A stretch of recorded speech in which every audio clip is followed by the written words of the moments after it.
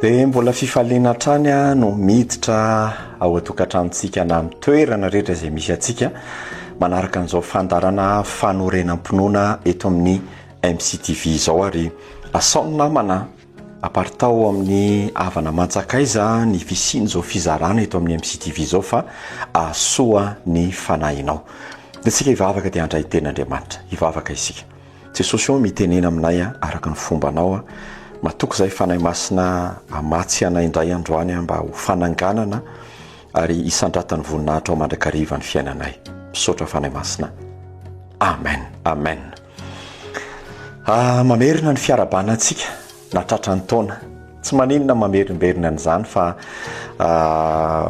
nahazo taona vaovao zany dia fahasoavana ary ilaina ihany koa ny fananatra, ny fampizara ten'Andriamanitra fa tena zany no ery hoentsika manatrika an'izao taona vaovao izao.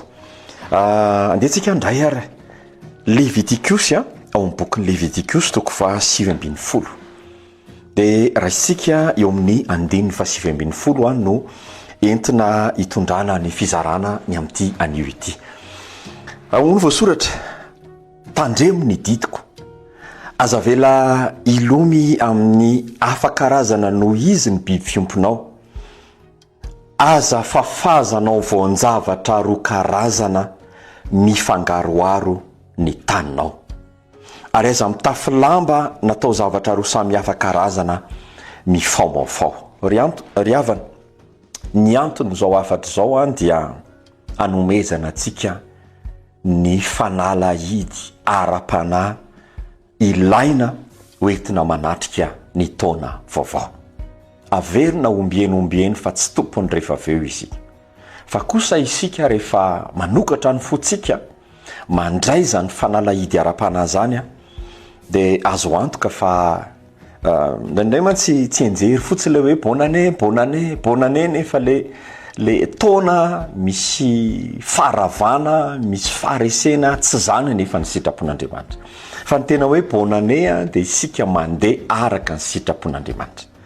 Ary raha ity Leviticus toko 7:20 ity dia ny tapany ampovoany fotsiny no raha isika dia andray ireo zavatra sy taridalana isika milaza manao hoe aza mafazana voanjavatra roa karazana mifangaroaro ny taninao. Ny tany eto dia azo ambara ihany koa fa ny fotsika. Ary io fotsika io raha ny tokony ho izy ary tokony zany no talao antsika sy tanjona isanandro dia tokony ho tokapo amin'i Jesosy isika. Ianao ve mba tokapo amin'i Jesosy? Fa misy fotoana tsy mahazo mandaingitsika fa misy fotoana matokytsika, misy fotoana tsy matoky. Nandray mafazana zavatra be dehibe ao anatin'ny fotsika ao dia zany no mahatonga ny fotsika tsy manam-pitsarana. Ry havana, ny sakana ny zavatra mitranga ao anatin'ny fotsika ao fa ny sakana tsy azahoantsika fity amin'Andriamanitra. Kanefa Andriamanitra dia manana fikasana tsara. Voalohany ao anatin'ny fotsika ao misy fotoana matoko be satria feno ten'Andriamanitra. Fa misy fotoana koa matahotra be. Sakana avokoa zany. Ary io mitahotra nefa ny ten'Andriamanitra koa dia milaza aza matahotra. Aza mafazana tahotra ao anatin'ny fonao. Faharoa, aza amafazana na hitehirizana ratra ao anatin'ny fonao. Fa ny fo dia efa nositranin' Jesosy izay manana azy. Fo vaovao. Noho izany aza tezaina intsony ratra lasa rehetra taloha. Mety misy ratra ny ao anatin'ny fotsika ao fa matoa Andriamanitra mampiditra antsika taona vaovao, sitranin'ny fonao amin'i Jesosy dia aoka ho sitrany ianao. Manaraka an'izay ihany koa, sitranin'ny fonao amin'ny zavatra rehetrarehetra mifaomafao ny amin'ny manodidina anao, ny entouragenao, ny fifandraisanao, fa reny manavesatra anao tsy handroso ao amin'ny tompo. Be dia be ny fifandraisantsika tena tsy araka ny sitrapon'Andriamanitra. Be dia be ny entourage sika tena tsy araka ny sitrapon'Andriamanitra. Diovy avokoa zany. Ary ny farany amaranako izao afatra taridalana ao antsika izao.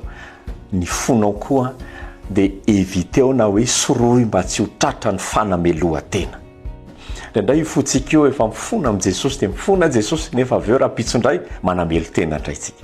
Ry havana, fo afaka, fo madio zany no ahitan'Andriamanitra amin'izao taona vaovao izao. Aza mafazana zavatra be dehibe ny fonao manomboka androany. Raha misy ny tokony hamafazana ny fonao dia ny tenin'Andriamanitra, ny filazantsara, ny fideranan'Andriamanitra.